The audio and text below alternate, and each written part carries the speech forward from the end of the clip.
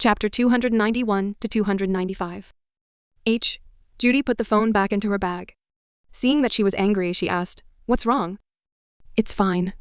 A crazy person sent a disgusting text message." Laura was curious. "A madman?" "Yeah." "Judy, you're not someone who can get popular easily. Where did this lunatic come from? He's so amazing." When Judy saw her doubtful gaze, she immediately said guiltily, "I do. That's enough. Stop staring at me with such big round eyes. Come, let's go into the arena and go watch the movie." While watching the movie, Judy was a little distracted. She was hesitating whether or not she should go see William Walton. He had just said that if it was for the sake of Laura and her child, she would go. Of course, she hoped that Laura could be good. Therefore, after watching the movie and leaving, Judy took a taxi to Walton Group. She went to the first floor and said that she had an appointment with Mr. Walton at 5 o'clock. She did not expect the other party to actually say directly, "Miss, you can just go upstairs." Judy was in a bad mood. How could this William Walton know that she will be here? Going upstairs, Daniel brought her into William Walton's office. William Walton waved his hand, and Daniel left the room first. William Walton said, "Take a seat." Judy arrogantly crossed her arms over her chest. "I will not sit. I wonder what matter Mr. Walton is looking for me for." "At the cinema just now." "What do you mean by I added trouble to her?" Judy snorted in disdain and did not make a sound. William Walton finally understood why it was this Judy who was so nice to Laura. Both women were tough. "Miss, I know you are the friend that I care the most about, so I don't want to be enemies with you. But sometimes people are selfish, and it is possible for them to do things that harm others' interests for their own." "What does Mr. Walton mean by this? Are you threatening me?" William Walton crossed his legs. "You don't have anything worth threatening with, but your parents do. Aren't you being a bit too despicable? To think I used to think that you were a man that was worth to Laura. Before? What? Am I not fit to do it now?" "That's right. People like you aren't qualified to have her." William Walton was angered. "I do not have the qualifications?" "Hey, you were originally helping me. Why did your attitude suddenly change?" "I want to know what happened." It had to be known that roping Judy into an alliance was of great benefit to him in coaxing Laura. Thinking about it, it was really sad. Hey, this real husband actually had to rely on his wife's best friend to help him blow the wind by his wife's side. "Mr. Walton, who are you playing dumb with? Don't you know what kind of betrayal you've done? If I knew, do you think you'd have the chance to stand here today?" Judy thought about it. That's true. She took a step forward and stood by the side of the table. "Then, Mr. Walton, may I ask, who exactly is the one who revealed the history of Laura?" Hearing Judy's question, William Walton immediately understood. "Laura knows now?" "That's right." "How did she know?" Judy did not hide anything. Laura said that the woman called her to apologize, hoping to be forgiven. "Mr. Walton, what are you doing? You clearly know about your relationship with that woman. But how can you help her? For a man like you, what right do I have to continue pursuing her for you?" William Walton said with a heavy voice. "You are not clear about the stakes involved." "Of course, I'm not sure." Judy looked at William Walton with contempt. "I only know that the moment I heard Laura talk about this, I felt that you had betrayed her. I don't even feel that it's worth it in my heart. You hurt her so much." William Walton stood up and said, "I'll go and explain to her now." Judy became anxious. "What do you mean by that? Do you want Laura to know that I'm talking too much in front of you?" William Walton's sharp eyes fell on her body. "Laura is a reasonable woman. You spoke the truth and let me know the problem, which is why I was able to make up for my mistake in time. She will know. In this matter, you didn't do anything wrong, but helped us instead." Judy said in disdain, "But I don't want to help you, okay? You helped another woman deceive Laura. This thing was too wrong. It's not worth it for me to help you at all. If I really wanted to hurt her, then I wouldn't marry her. I, William Walton, married for love." He stepped out of the office. Judy stood at the same place and pursed her lips. Seeing Mr. Walton's worried expression, she had a nagging feeling that Third Master's feelings for were not fake. He said it was because of love. Well, that's more like it. William Walton went downstairs and drove to the Anderson family to ring the doorbell. Seeing William Walton, the butler knocked on the door. There was no sound from inside. William Walton pushed the door and walked in. She was not in the room, but the sound of running water in the bathroom. He smiled and sat down on her bed. When she came out from her bath and saw him, she was really shocked. She subconsciously adjusted the bathrobe on her body. "Why are you here?" "This is a catchphrase you saw before. She took off the towel on her head and put it aside. This is the Anderson family. What are you doing here? To confess. Confess? She couldn't help but raise her voice a few decibels as she wondered what was he talking about. When William Walton stood up and walked toward her, she immediately took 2 steps back. She wanted to keep distance with him, but behind her was the bathroom door. There was nowhere to run. William Walton slammed her against the door, staring intently at her face. She raised her chin and stared at him stubbornly. William Walton? What are you trying to do? I want to apologize, Laura. I was wrong. I shouldn't have taken the blame on Carol Wright's behalf. But believe me, I really have my own reasons for doing so. She frowned. You just saw her a moment ago?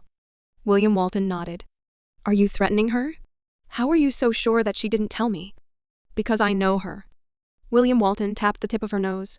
For you to ask such a question, it means that you fully understand me. You know my methods very well, don't you? Don't touch me, just say what you want to say. After explaining everything, hurry up and leave.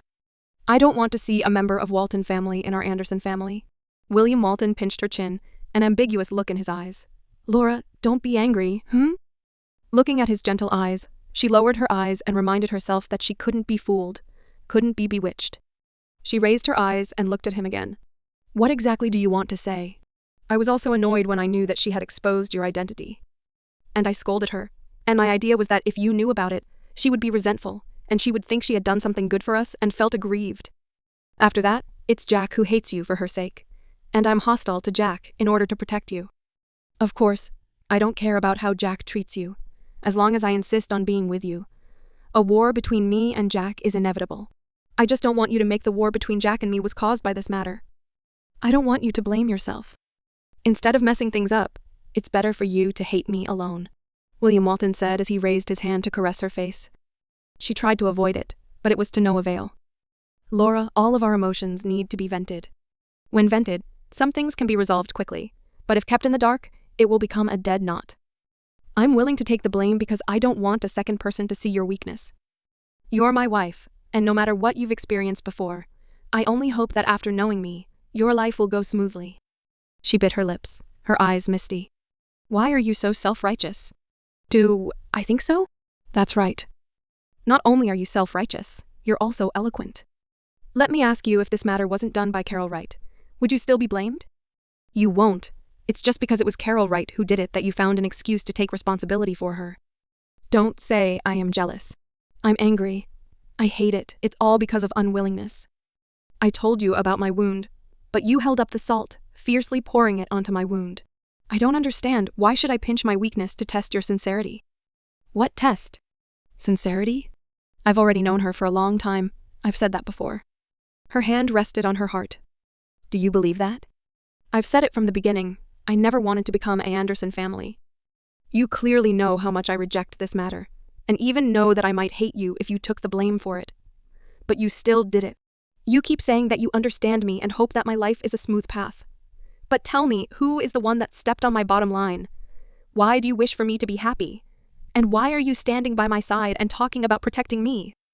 Do you think I can trust you again? I'm telling you, I can't get through this.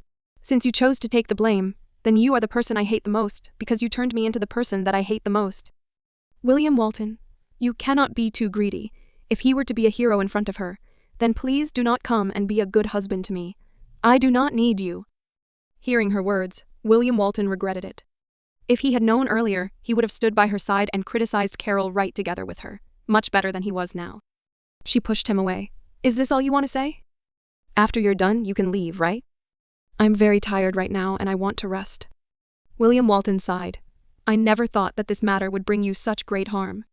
Whether you believe me or not, my original intention was not for Carol Wright. I don't want to hear this. Her gaze contained hostility as it looked at him. Please leave immediately. William Walton nodded helplessly. All right, I'll go, but you have to remember.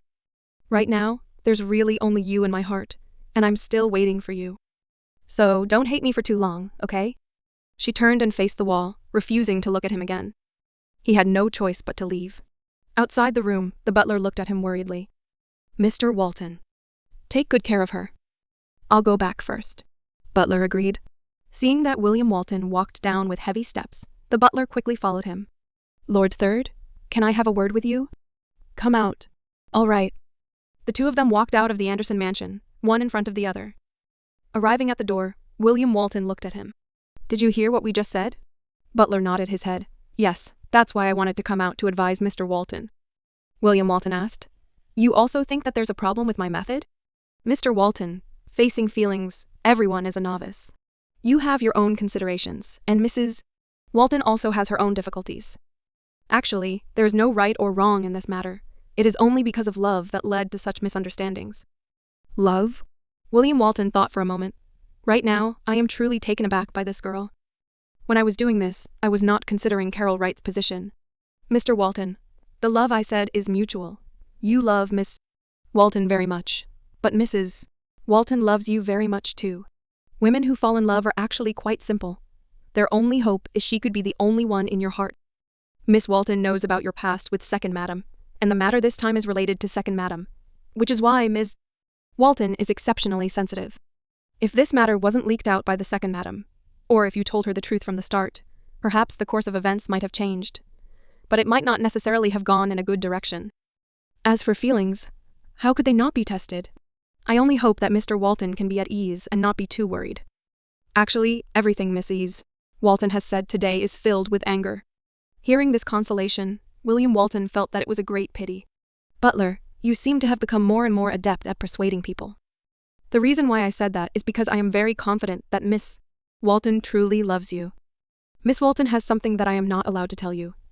But I feel that if Mr. Walton knew about it now, you would definitely be very happy. Go ahead. This morning, John Anderson planned to let Miss Walton recognize him as his ancestor, but Miss Walton didn't agree to it no matter what. After that, she told me not to tell you, because she was afraid that you might think that she did it for your sake. In fact, in the end, she just did not want to become the Anderson family, and did not want you to be criticized by the Walton family. Hearing that, William Walton could not help but laugh. It's her style to pick up rocks and smash her feet. So, I can rest assured, as long as you are sincere enough, Miss Walton will forgive you. William Walton patted his shoulder. I got it. Go back and take care of her. The butler nodded respectfully.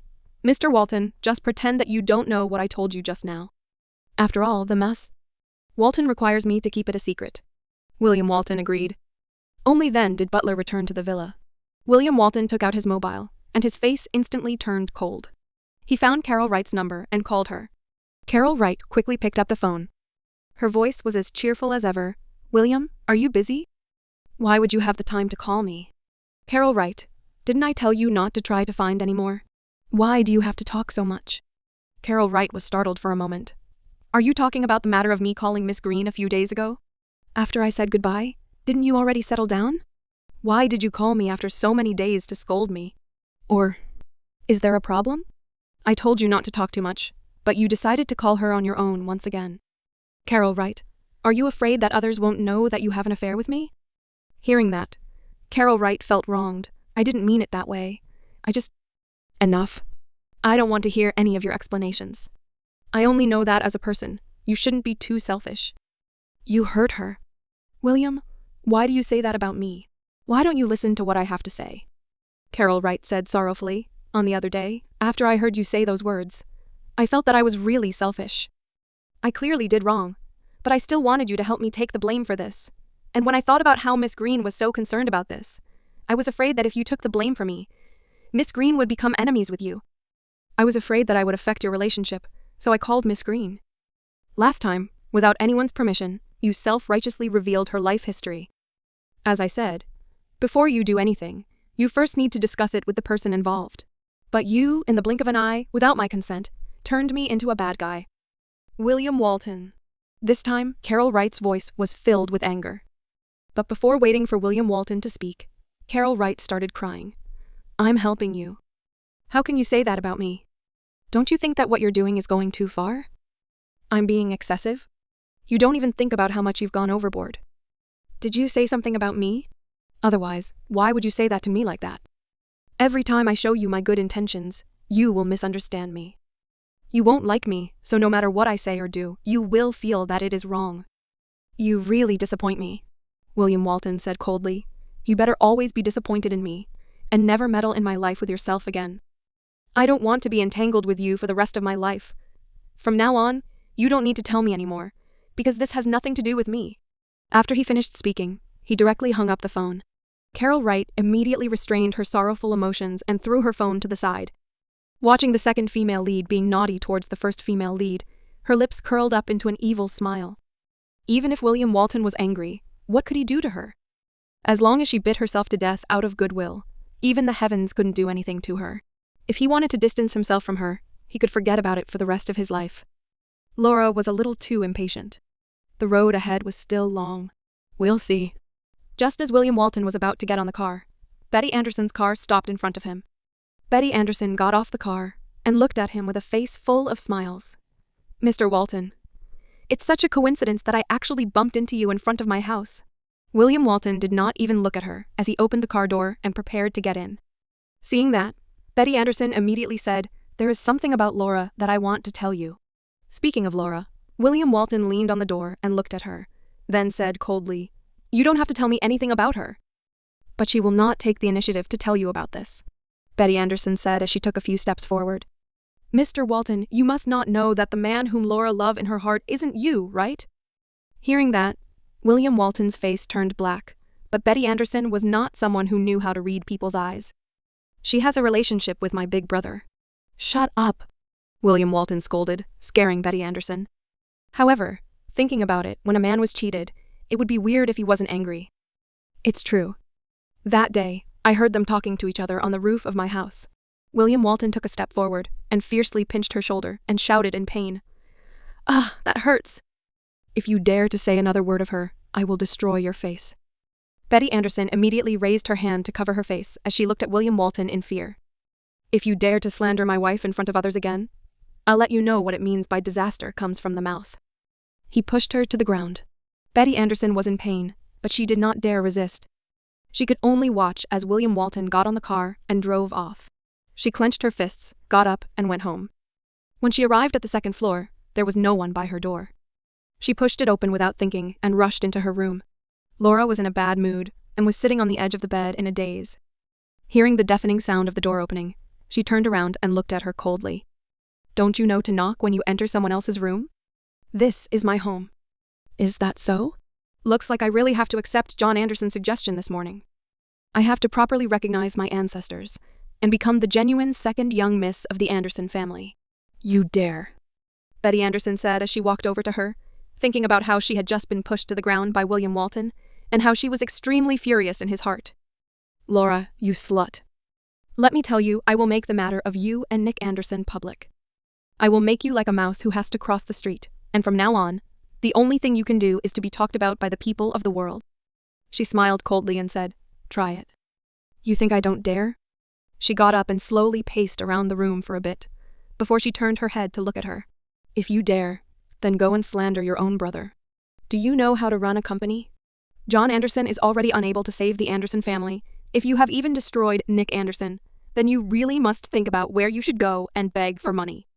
Don't scare us with your words. That's why I told you to try it." The corner of her mouth curved up in a smile.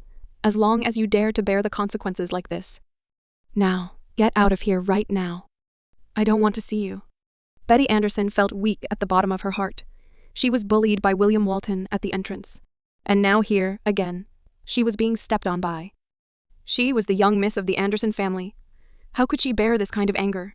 She slowly walked to the door. Laura thought Betty was going to go out, so she took a step to the side. But unexpectedly, Betty Anderson had pushed the two to the ground. She felt the pain and cried out in pain as she placed her hand on her abdomen. Seeing that Laura was at a disadvantage, Betty Anderson stepped forward and grabbed her collar. "Who do you think you are? You actually dared to shit on my head. You can't have forgotten your own identity, right? Your mother is a slut, after all. Laura, you are overestimating yourself. Why do you want to snatch away something that I fancy? Even if I do have a nemesis in my life, it's not your place to do so." She raised her hand to slap her. Her lower abdomen was racked with pain. She was completely powerless to fight back. Right at the moment when Betty Anderson's palm was just a few centimeters away from the Laura's face, Betty Anderson's entire person was kicked to the ground by the butler, who had rushed over in time. Betty Anderson screamed in pain, "Come on, kill him! This dog wants to kill me." Butler did not care about Betty Anderson's shout, and anxiously said, "Miss Walton, are you all right?" Her facial features scrunched together. "Hurry and send me to the hospital." Butler hurriedly supported her and brought her out of the room. When she left, there was a pool of blood where she had been sitting. It was shocking. Betty Anderson stood up, looked at the blood, and frowned. "What's going on?" The servant who had just come to help did not dare to move recklessly when they saw this situation. Before William Walton's car even reached the company, he received a call from Butler. Hearing that she was bleeding and was rushing to the hospital, William Walton was unable to calm down. He arrived at the hospital just as a nurse was about to give her infusion. He stepped forward nervously and bent to embrace her. She felt awkward. "William Walton, I'm in transfusion." William Walton released her and asked worriedly, "How are you? Is it very uncomfortable?" She looked at his worried face and was moved. However, her pride and stubbornness forced her to speak out. "My stomach hurts a little. I need to drip some water to keep my baby alive." "Why are you here?" Just as she finished speaking, Butler walked in with an examination form from outside. William Walton no longer had any rationality left. He shouted at the butler, "I asked you to take care of her, and you took care of her like this?" Butler hurriedly stepped forward. "Sorry, Mr. Walton. I just went to the washroom. I didn't expect that Betty Anderson would suddenly come back, and she even broke into the room to use violence against Miss Walton." Upon seeing this, Laura felt guilty. "Butler, stop apologizing. It's not your fault. It was because of me that you got injured. You've already taken good care of me. As a client, I really didn't expect her to suddenly rush over, so I really don't blame you." After she finished speaking, she looked at William Walton and said, "What has happened has already happened. Blaming others wouldn't change anything." On the side, the nurse was so nervous that she couldn't find the blood vessel accurately because of William Walton. Seeing the nurse's needle pull out from her hand, William Walton said irritably, "Hey, what's wrong with you? Giving fluids to patients is your job. Can't you even do such a small thing?" The nurse was even more afraid now and quickly said, "I'm sorry, Mr. Walton. Nurse, you don't have to worry. He just lost his temper. It's not because of you. Take your time." How could the nurses not be nervous? She heard that the Mr. Walton was a scary person. She looked at William Walton and said helplessly, "Turn your back over." William Walton looked at her without moving at all. She continued, "If you continue like this, I will go." William Walton really couldn't do anything about her either. She was so tolerant towards everyone, but towards him, extremely harsh. He turned around and hugged his chest. "Hurry." She patted the nurse's hand and smiled at her. The nurse then let out a sigh of relief and poured the liquid in without a hitch. After the nurse left, William Walton turned around and looked at Butler. "This is none of your business. Go back to the Anderson family and settle the score with that Betty Anderson before coming back." "Yes, Mr. Walton." Butler left the inspection form behind and then left. Half lying on the sickbed with her eyes closed, she said, "I need to rest. You can go back too. I found out that you're the most capable with me." She opened her eyes and glared at him. "Look at the way you looked at me. In your eyes, I'm not as intimate as that nurse from before." "That's right," she said. "Otherwise, do you think that you're very familiar with me? You are all mine. All the child in your belly belongs to me. Say, do you think I'm familiar with you? Laura, you are someone who has been drunk and disordered. Someone who has slept with me twice. You don't have too many things on your mind." Gritting her teeth, she stubbornly retorted, "What kind of era is this? I've already slept for a while, so who would still care?" "Me." William Walton pulled over a chair and sat down beside the sickbed. "I'm an innocent man. You want to go back on your word after sleeping with me? You still want to divorce me with my child? There's nothing as good as this in the world.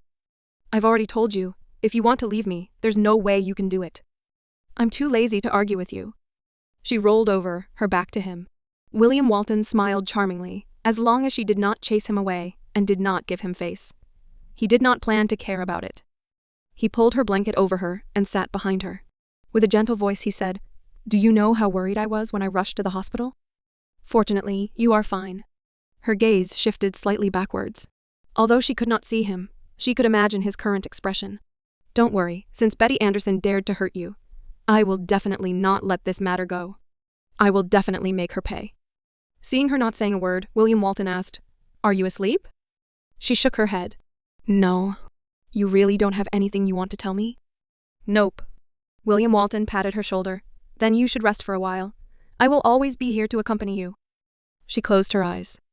He was here, and she couldn't sleep. She turned over and laid down flat on her back, staring at the pure white ceiling. William Walton moved closer to her. What's wrong? Do you want to do something? I'll help you. Even if you stay here, you won't be able to change anything. I won't forget what you've done just because you're good to me right now. I also can't forgive you because of your explanation. William Walton nodded his head. I understand. I am not staying here to make you immediately forgive me. I know that you need time. And I am not here to force you to forgive me. But I am staying because I am worried about your body. Of course, if you feel that you are not able to get through this, you can treat it as me coming here for the sake of your child. She had never thought that William Walton would actually give in like this again and again. He should really care about her, right? Otherwise, how could he have as she was thinking? The door to the ward was suddenly pushed open. An uninvited guest barged in. Betty Anderson called Nick Anderson. He only heard from Betty Anderson that she had pushed her down, causing her to bleed. He immediately hung up the phone and had people investigate where she was at. He was worried about her. But when he pushed open the door and saw William Walton, the worried expression on his face turned into a cold one. She looked at him and said with a cold expression, "Why are you here?" Nick Anderson went forward and asked with some worry, "How are you?" "Is there something wrong?" She said, "I'm fine." William Walton looked coldly at Nick Anderson. Thinking back to what Betty Anderson said at the Anderson family household, although he believed in her, he felt displeased. Why would this Nick Anderson implicate her to be looked down upon? He coldly snorted, "Go back and tell Betty Anderson. She almost caused a miscarriage. I will settle this debt with her clearly. I will make her pay the price." Miscarriage? Nick Anderson looked at him with disbelief. Was she pregnant? She was actually pregnant with William Walton's child? She was a pure girl. She wouldn't easily give herself to anyone. It's William Walton. It must be him. His eyes were filled with anger as he looked at William Walton, and then went forward and grabbed by the collar. But before he could say anything, William Walton had already pushed him away, turning into taking the initiative and pinching his neck. Before the two of them could say anything, they had already started fighting. She sat on the bed and said anxiously, "Stop fighting. Both of you, stop right now." However, none of those two wanted to stop first. She rang the bell and called the nurse to come in. But when the nurse pushed the door open and came in, she was also stunned. The CEO of the Walton Group and the CEO of the Andersons Group were fighting each other. What could a nurse like her do? When she saw this, she thought about how difficult it would be for the nurse. She could only support her stomach with one hand and get off the bed. "Stop, stop." Seeing that, William immediately pushed Nick Anderson away. He turned around and walked over to her. "Lie down and don't move. Both of you are past your prime. How can you be so childish and play around with a fight?" "Huh?" William Walton snorted. He attacked first. "I, William Walton, have never been one to passively receive beatings." She raised her hand and pinched his arm as she stared at him provocatively. "I took the initiative to pinch you. What can you do?" William Walton raised his eyebrows. "You are different from him. You are my woman, and my woman is pinching me.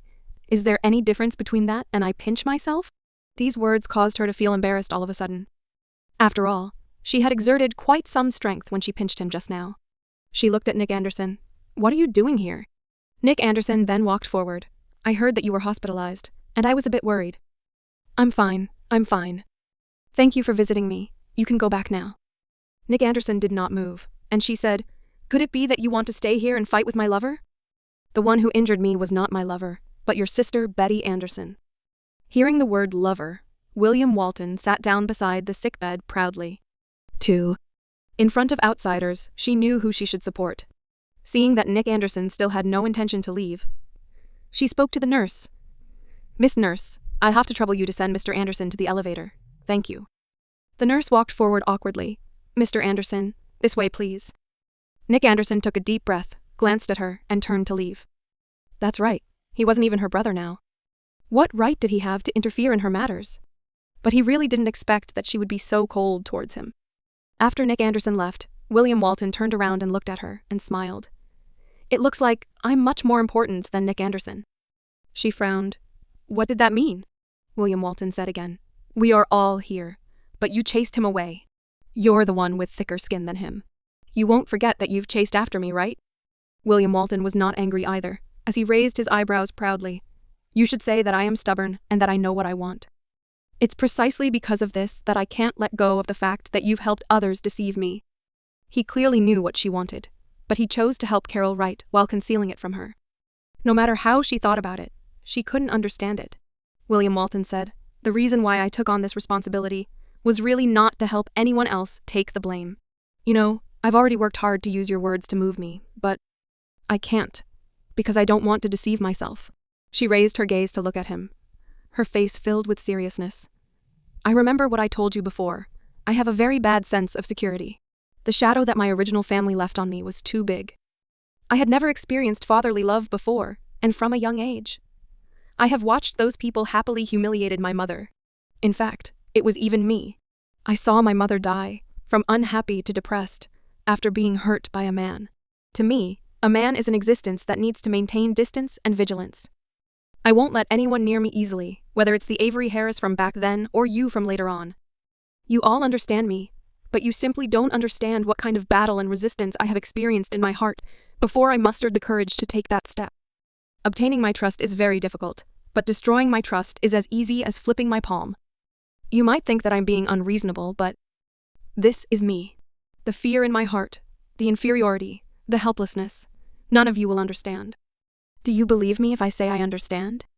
When William Walton said that, he looked into her eyes. Their gazes met, neither of them moving away from the other. William Walton laughed. "You believe me, right?" Only then did her eyes drop as she laid down. Yes, she was sure of him. Because she believed in him, that was why she had been so hesitant these past few days. With her personality, when she discovered that William Walton had betrayed her, she would definitely be on her guard against him, never giving him another chance. But However, she did not do so. William Walton was still unbridled in front of her. Even though she kept on saying those words, she wanted to drive him away. However, at this moment, she hoped that he wouldn't leave. She really didn't want to be alone. She knew why she was doing this, but she refused to give in. That was because the stubbornness in her words was the last she could muster to defend herself. When William Walton saw her close his eyes, looking as if he was prepared to die, he couldn't help but smile. This woman, only her mouth was the most dishonest. Halfway through the infusion of the liquid, just as Laura was about to fall asleep, a knock came from the door behind her. She opened her eyes and looked towards the door with William Walton. The one who pushed open the door and entered was none other than Carol Wright, who was also dressed in her hospital gown.